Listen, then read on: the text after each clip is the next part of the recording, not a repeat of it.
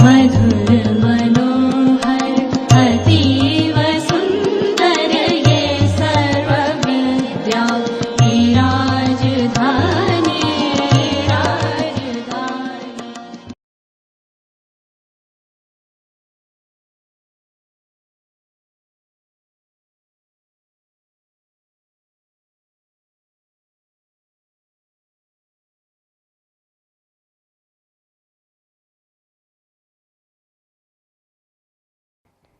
Well, my dear students, now we are again back to the forging lectures.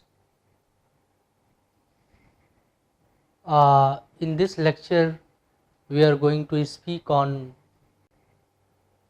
the same topic that we continued in the last lecture, that is hammers and presses for different kind of forgings. We would also discuss the dies and die materials that is very much used for hot forging especially. We would also cover some of the aspects of tool design and the friction and lubrication issues in forging also we would look into. So if you recall the previous lecture where we started with the different kinds of hammers and presses for forging. So the last lecture, the power hammer and all those things. Now this slide, if you look at, this shows a multiple ram presses. Last time we discussed the hydraulic presses and we could show that the size and the power that the hydraulic machines can apply is very large as compared to the power hammers and all that. So the multiple ram presses where you have the hollow flashless forging that are suitable for use in the manufacture of valve bodies, right? So hydraulic cylinders like the seamless tubes and a variety of pressure vessels can be produced in a hydraulic press with multiple rams, right? The hollow flashless forgings are that are suitable for use in the manufacture of valve bodies, you know, the hydraulic cylinders, seamless tubes and a variety of pressure vessels can be produced in the hydraulic presses with multiple rams. So look at these figures, some of the examples of multiple ram forgings where the displacement of metal can take place from vertical, horizontal or combined as well. It can be vertical and horizontal planes, and some of the dimensions are given here in inches that it can handle. Now you look at this where see the first case is the vertical one, second case is another where the two plugs are you are using, the other case also. So in all these example you will see there are multiple rams moving to apply load on that.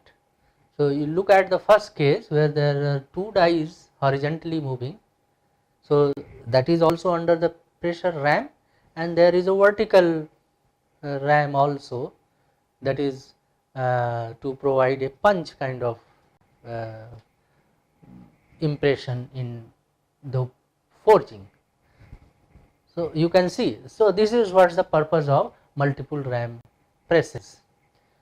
In fact, the forging engineer must have sound knowledge of the different forging machines in order to that use the existing machine more efficiently, because a particular machine may have a given maximum power and you must use the maximum power at a time.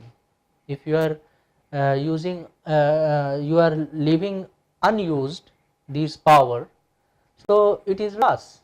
So the manufacturing engineers, especially forging engineers, must know the use of these machines. So, to have the sound knowledge of different forging machines, number one, that the use of existing machine, if they know the whole knowledge, they would be able to do it efficiently. Secondly, define the existing plant capacity accurately. Thirdly, communicate better with and at times request improve performance from the machine builder.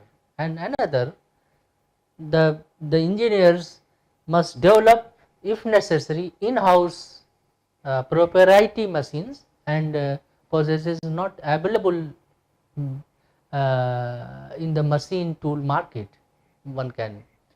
And then last one, they utilize them in a most cost effective manner. So this knowledge must be there. As far as the process requirements and forging machines are concerned, look at this figure where this illustrates the interaction between the principal, a kind of relationship flow chart in the form of relationship has been shown here. So that's this gives illustrations of the interaction between the principal machines and the process variables. For hot forging conducted in presses, if you look at the figure left, the flow stress where the sigma interface friction condition and part geometry, especially the dimensions and shape, determine the load that is at each position of the stroke and the energy required by the forming process. The flow stress in fact increases with increasing deformation rate and with decreasing work metal temperature. The magnitude of these variations, that is changes, depends on the specific work material, that is the type of alloy and its volume. The frictional condition deteriorate with increasing the die chilling, that is the cooling effect it comes. So look at this one, the mention the relationship between the process and machine variables in hot processes. You can look here, the process variables are at the left and the equipment variables are on the left. So process variables involves the flow stress of the forging material, the friction, lubrication, forging geometry, the forging tolerances, right? And then the flow stress requires the strain rate, die temperature, the work metal temperature, all those things. And this strain rate, which comes directly from the equipment, that is the slide velocity, and the work material temperature also, it depends on the contact time, right? The stiffness of the machine tool, it goes to to decide the forging tolerances, and cleanness and flatness and parallelism etc. is also an input to the forging tolerances to decide the machine load, the machine energy, and all those things require, along with the strokes per minute at from the equipment, the strokes per minute under load etc. all these things are part of the equipment, and it goes, and that's how, depending on the process parameters, the equipment, one can find out the required load which is required in the form of energy for carrying out the particular hot forging. So this gives an idea and the relationship between the two process and machine variables.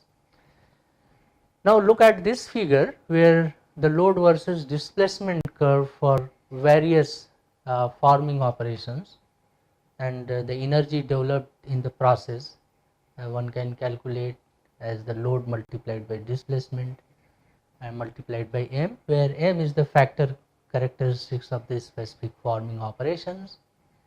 The three cases, rather the 6 cases are shown here. If you look at the A is the closed die forging with flash. So you look at the M, which is the factor of characteristics of the forming, that is, in case of closed die forging, use the slide displacement and the load versus. So its nature is slightly different.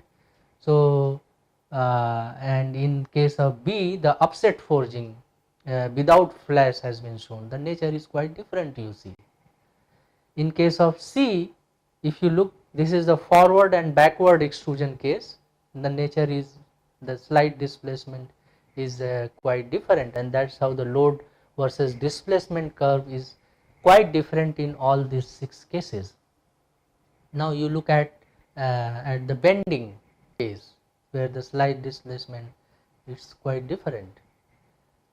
And if you look at the E, the blanking, so initially and then it drops, so that is another value.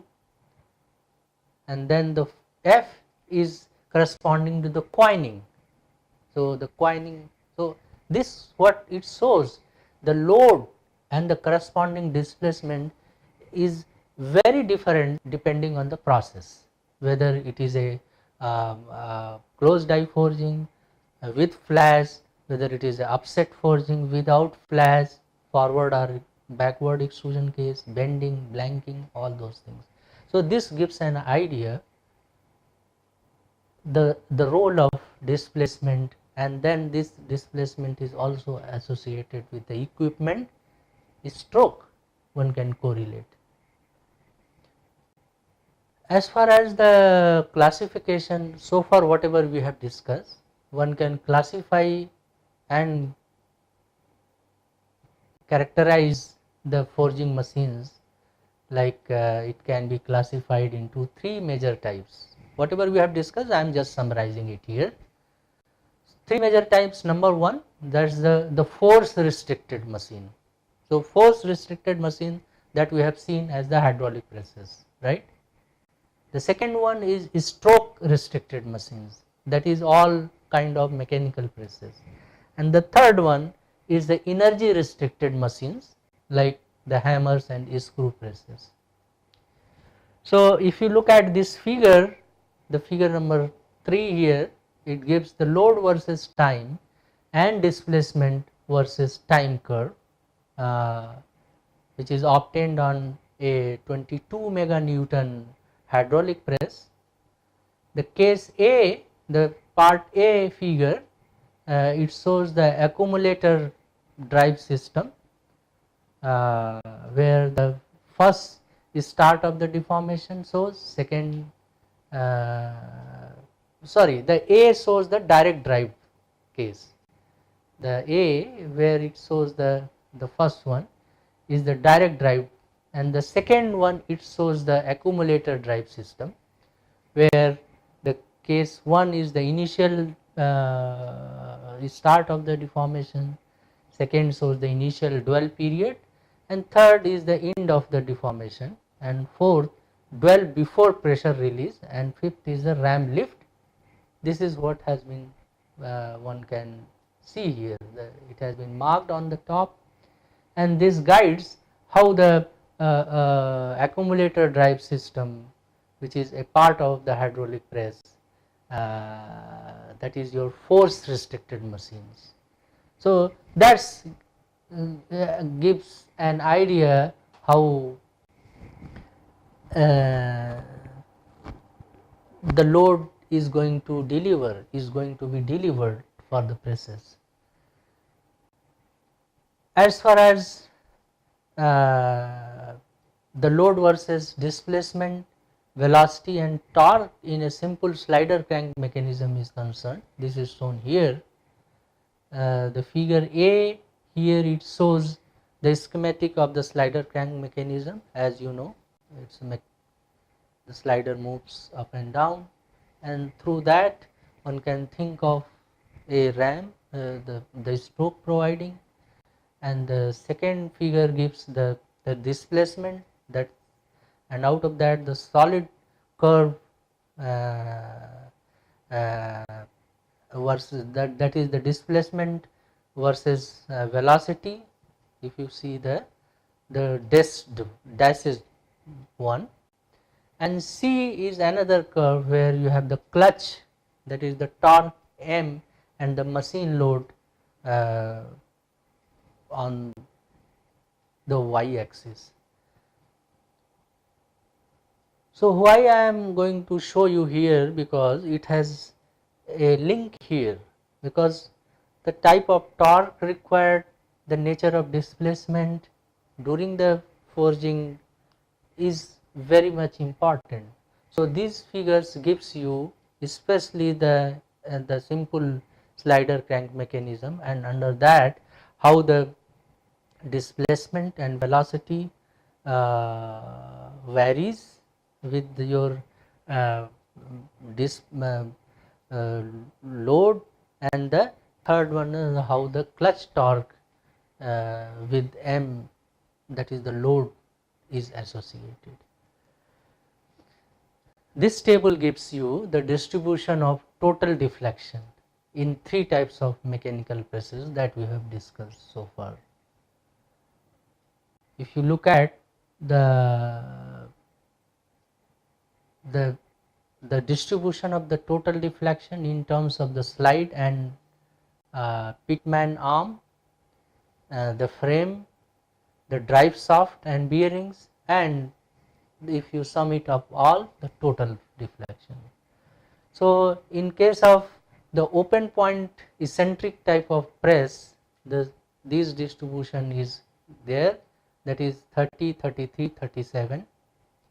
In case of 2 point eccentric press, it is 21, 31, 33, and in case of wedge type press, that is 21, 29 and 10. So the purpose of this table shows the table load diagram for the same press, right.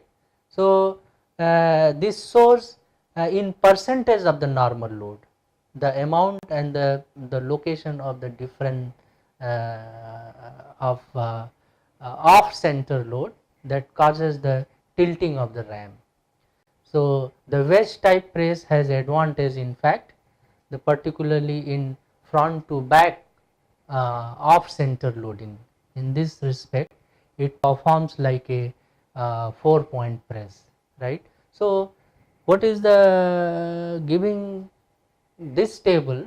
The purpose is to show that when you apply load onto the workpiece, all members of the mechanical press, or any kind of rather press, like slides, frames, and the drive structures, they all suffer deflection, and these deflection, if you add together in terms of percentage, so that will cause the tolerances that are to be, and the stroke, and accordingly the dimensions will suffer.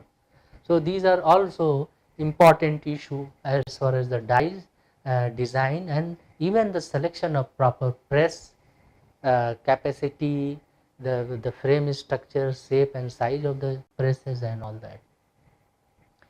This is what shows the amount and location of off center load that causes tilting of the ram in eccentric 1 point press. The A shows the eccentric case, the B shows the eccentric 2 point, and the C shows the wedge type press, like here.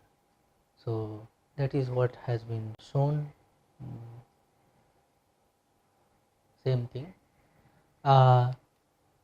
Then another issue is important in forging, as the different types of dies we come across, and the material for that, that's the dies and dies material, especially for hot forging, because as I said, the hot forging process is the one which covers most of the industrial forgings, and the bigger size used for hot forging include, in fact, hot work tool steels, that is H series, AISI series, and some alloy steels such as AISI 4300 and 4100 series, and a small number of proprietary lower alloy materials.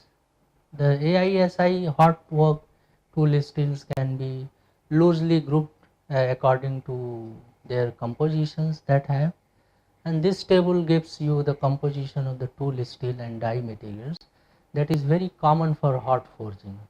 If you look at here, this shows the different constituents of the alloy like carbon, manganese, silicon, cobalt, chromium, vanadium, tungsten, and all that.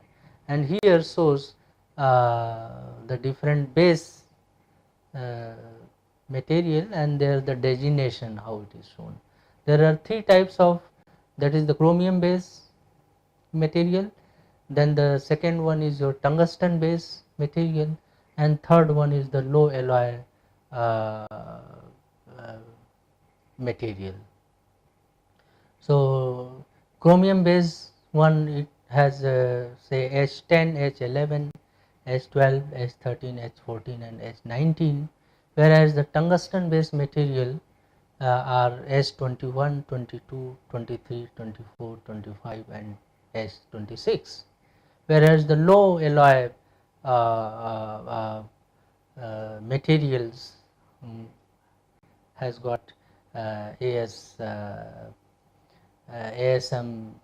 other categories where it has been shown these materials are very common depending on the type of material you are going to forge, hot forge, one can select. This table just gives an idea for selecting that.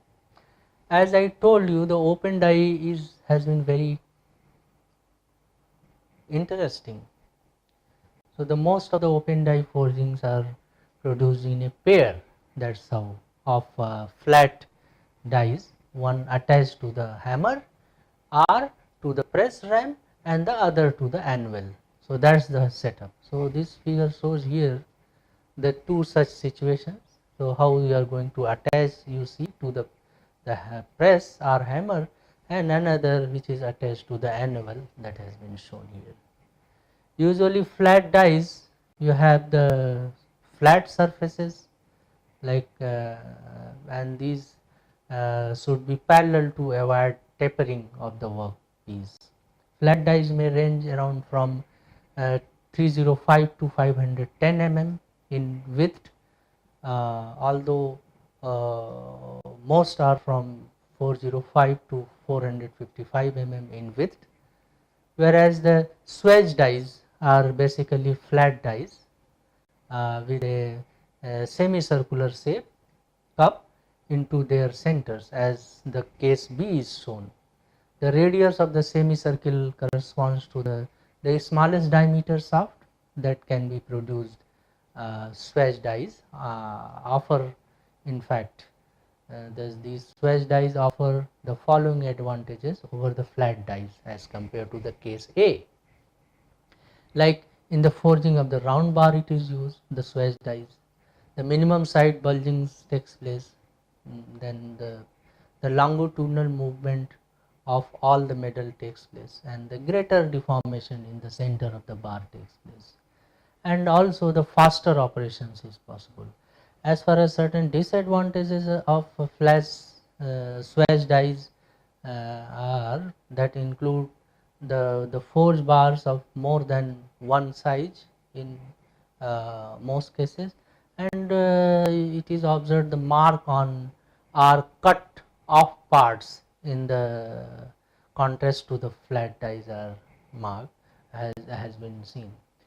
There is another very interesting dies used for hot forging is your impression die, as I mentioned earlier. So the impression dies are in fact for the closed die. It is also called as closed die.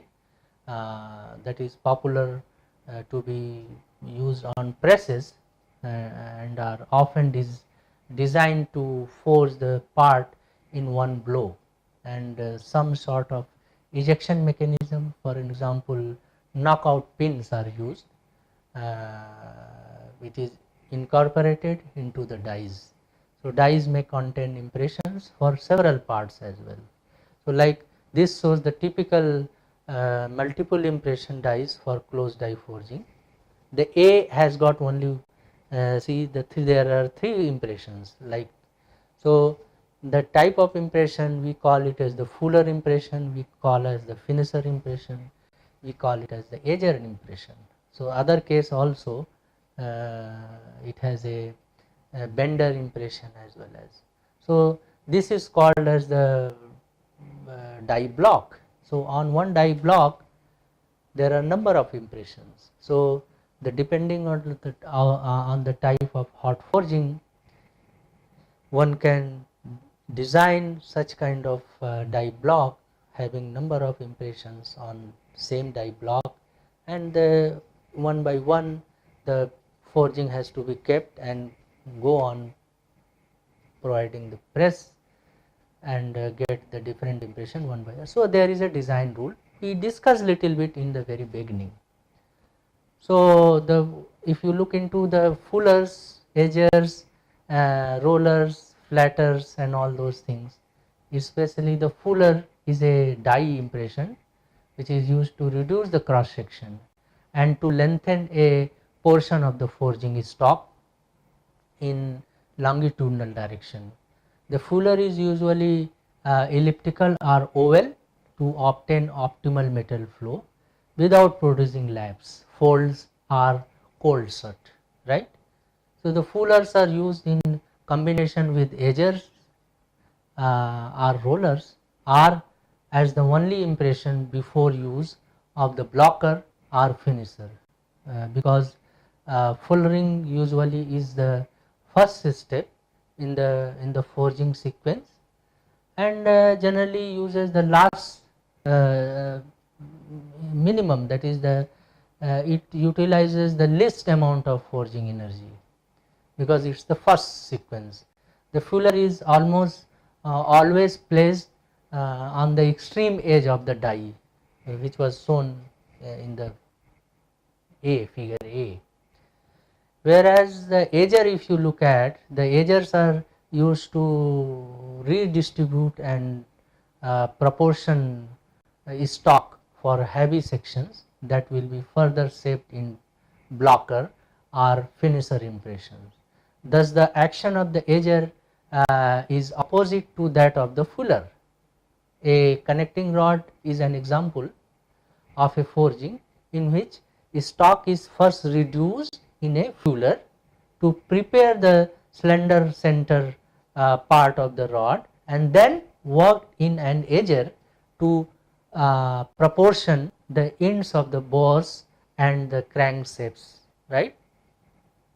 The edger impression may be often at the side of the die block as shown in figure A, or confined in case of B. In fact, an edger is sometimes used in combination with a bender in a single die impression to reduce the number of forging blows necessary to produce a forging. Alright. And then we have rollers. Rollers are used to round the stock.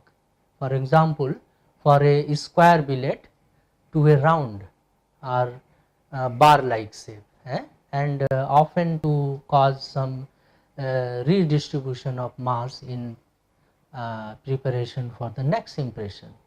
The stock usually is rotated and two or more blows are needed to roll the stock.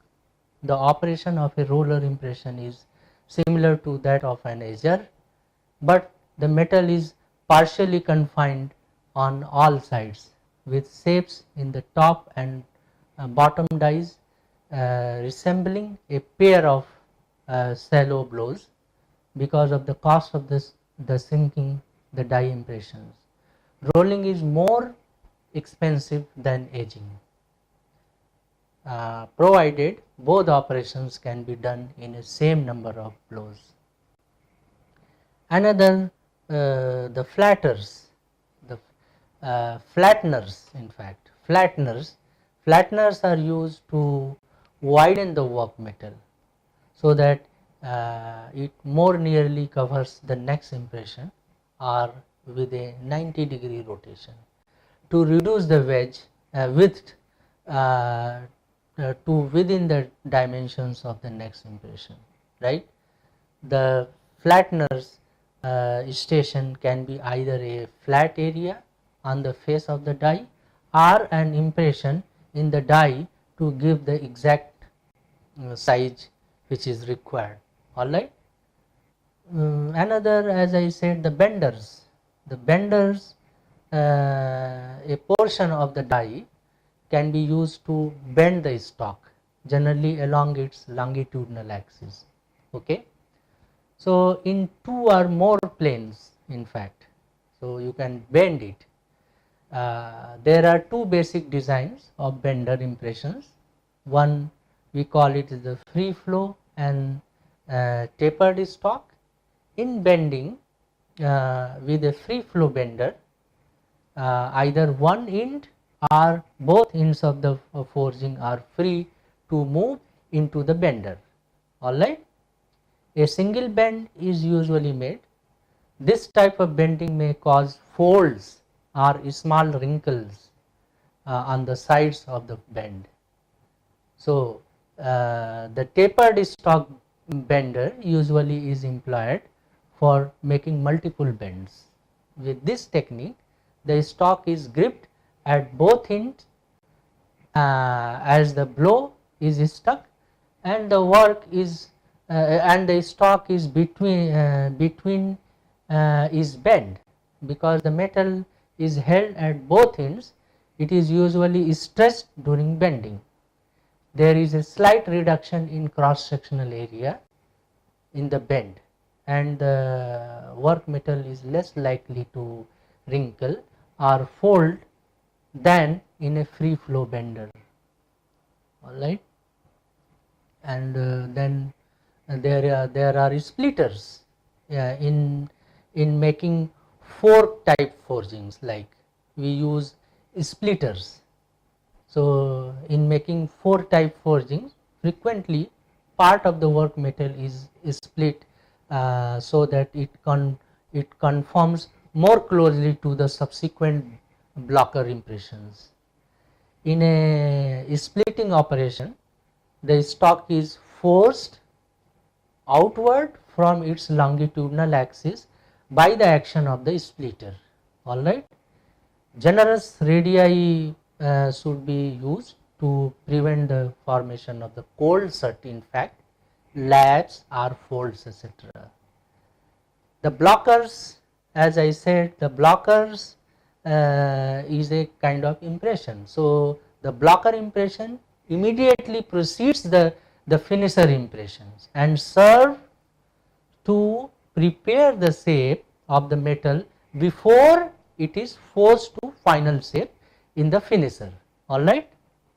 Usually the blocker imparts the general final shape to the forging, omitting those details that restrict metal flow in finishing and including those details that will permit smooth metal flow and complete filling in the finisher impression.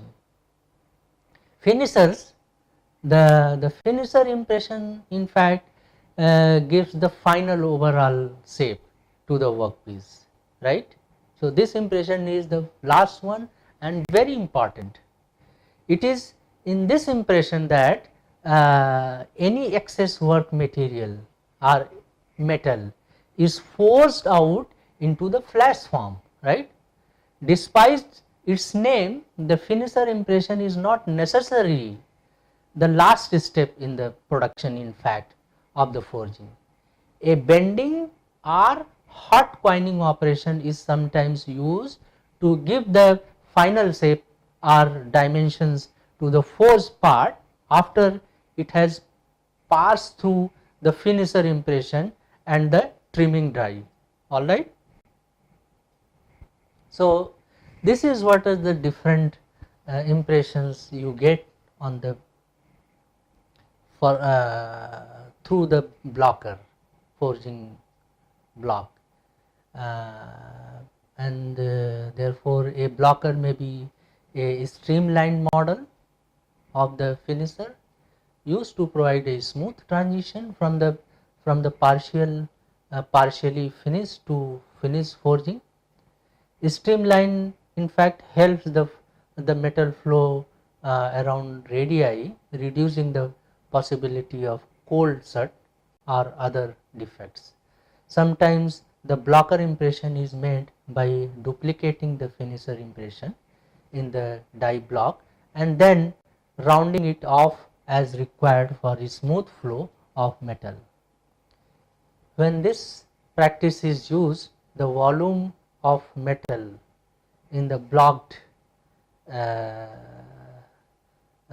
preform is greater than will be needed in the finisher impression, right. So this is what's the a little bit about the different types of impressions and little bit information what is the applicability of these impressions. So as a whole, for a forging, when you are using a closed die forging, this is the usual design process, and a good designer uses all these kind of impressions to have a good forging. As far as the die materials are concerned for hot forging, as I said, the hot forging die steels are commonly used for hot forging die subjected to temperature ranges from 315 to 650 degrees centigrade, right. These materials in fact contain chromium tungsten, if you recall the previous table, and in some cases vanadium and molybdenum are both are there. So these alloying elements in fact include deep hardening characteristics and resistance to aberration and softening, because when you are forging the wear of the die materials at high temperature and aberration, this may happen. So a proper die material having hardness, proper red hardness must be there. So these steels usually are hardened in fact by quenching in air or molten salt bath. The chromium based steels contain around 5% chromium. So that, if you recall the previous figure, the factors that is one has to follow for selecting a proper die materials, one can summarize it here. So the properties in fact of the materials that determine their selection as the material for hot forgings are few numbers. Like the first factor is that ability to harden uniformly. The material should be such that it must have an ability to harden uniformly. Secondly, the wear resistance, that is the ability to resist the abrasive action of hot metal during forging, right. Third is required the resistance to plastic deformation, that is an ability to withstand pressure and resist the deformation under load. So the material should be such die material. And the fourth is the toughness, it should have enough toughness. And then the fifth one, it must have resistance to thermal fatigue and the heat checking, right. And the last one that one can list here is the resistance to mechanical fatigue. So all these 6 points are very very important for a good material, die material, especially for hot forging. This plot shows one of the uh, uh, different materials that was shown in table previous. So this shows the hardness of AISI hot work tool steel. Measurements was done after holding at the test temperature for around 30 minutes. So if you look at the different die steels especially the hot work die steel H11, 12, 13, 21, and the hardness. If you see, especially for H11, at 100 degrees centigrade, the hot hardness is high, and as the temperature increases, it decreases to around less than 30 at around 600 degrees centigrade. Whereas if you see the H21, it has a better one. So this is what's the different application depending on the forging temperature. So one can select.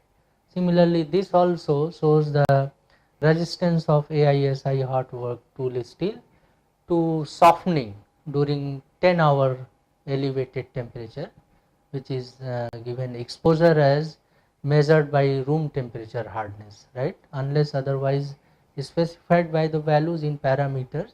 Initial hardness of the all specimen, which is shown here, was taken as 49 as the HRC. So you can see here the hardness, the exposure temperature. If you give it for 500, say, for different die steels H10, H11, and you can see the H19 has a better one, the exposure time. So that's also how long the forging process goes on under a given temperature. That temperature also matters. As the it goes on more and more, the hardness has to retain. So that's the thing. This table, this plot shows the resistance of die steel to plastic deformation at elevated temperatures. So here the values are shown in Rockwell C hardness scale, and if you see the temperature variation for H11, where the 0.2% yield strength. So initially it is very high. As the temperature increases, the yield strength decreases. So you look at there, so it drops from around 1200 megapascal to around 900. So if this happens, what will happen to the die material? So that's how these are important. As a designer, one has to know what will happen in the subsequent operation, and as the time elapses, to the hardness and the toughness and all those things to the designer. This plot shows the elevated temperature ductilities of the various hot work die steels. This is also shown on the Rockwell C hardness. You see the reduction in area as the ductilities shows with temperature. So if you see the H11, so the reduction in area, high reduction case happens, you can see the variation. So this is what's at the elevated ductilities of the various hot work steels. So H11, that's how it is found to be very good. H13 as well, and whereas the low ductility cases H19, H20 is there. The effect of this plot shows the effect of hardness, the composition and the testing temperature on Charpy V-notch impact strength of hot work die steel. Again the hardness is C scale Rockwell.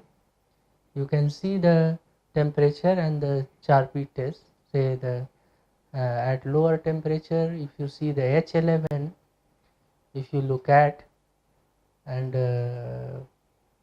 then the Charpy test, the strength, impact strength at and as the temperature increases, you can see the trend, right? So with temperature, if you look at, as the temperature increases, the impact strength of these dies under the V-notch impact test has been used. As far as I mentioned the different types of defect in the previous lecture, if you look at the common failure when you design dies, as we discussed, the common failure mechanism for forging dies, there are 4 different types of common failure. So you look at these 4, that's the upper a peculiar shape of forging die, hot forging die has been shown here for a different very complex nature of a forging. So the upper die block and the lower die block has been shown, and the 4 failure mechanism are shown here. So you can look at here, see. So the number 1 is your abrasive wear, which we call. So abrasive wear looks like the region that has been marked as a symbol. The second is your thermal fatigue, the region where the thermal fatigues are at almost the flat surfaces are found. Third one is the mechanical fatigue, where we have a kind of sharp corners, so that suffers a large failure of the mechanical nature. You can see the sharp regions where the, and the fourth one is the plastic deformation. So that's the case where you have at the corners, you can look at the corners are more bound to have the plastic deformation, and that to the sharp corners. Alright. So these 4 common failure mechanism like abrasive wear, thermal wear, mechanical fatigue and plastic deformation, a designer must have knowledge, idea while designing a die block or dies for this. So that's an idea to show it here. So looking into these, let us again summarize the friction and lubrication, role of friction and lubrication for the forging especially, and that to hot forging. As I said, in forging the friction greatly influences the metal flow, pressure distribution and the load and energy. So that's all because of the friction. So the metal flow, pressure distribution and load and energy as well requirements. In addition to lubrication effects, the effect of the die filling, die chilling, heat transfer and the hot material to colder dies must be considered.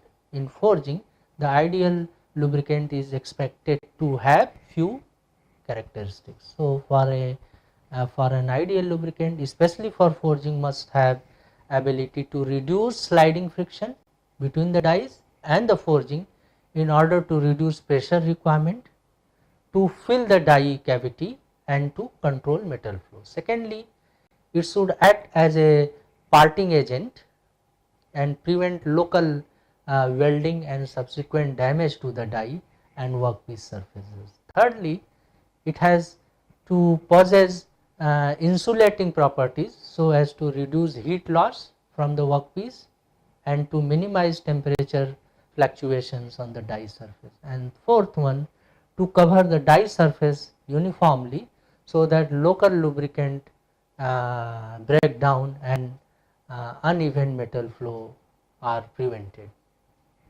Another important requirement that these lubricant be non-abrasive and non-corrosive so as to prevent erosion of the die surface, and it should be free of residues and would accumulate in the deep impressions.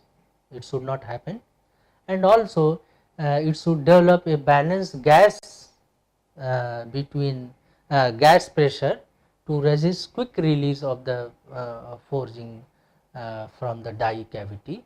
This characteristic in fact is particularly important in hammer forging, in which ejectors are not used, and it should be free of polluting or poisonous component that not produce smoke upon application to the dies, and no single lubricant can fulfill therefore all these requirements listed which I mentioned.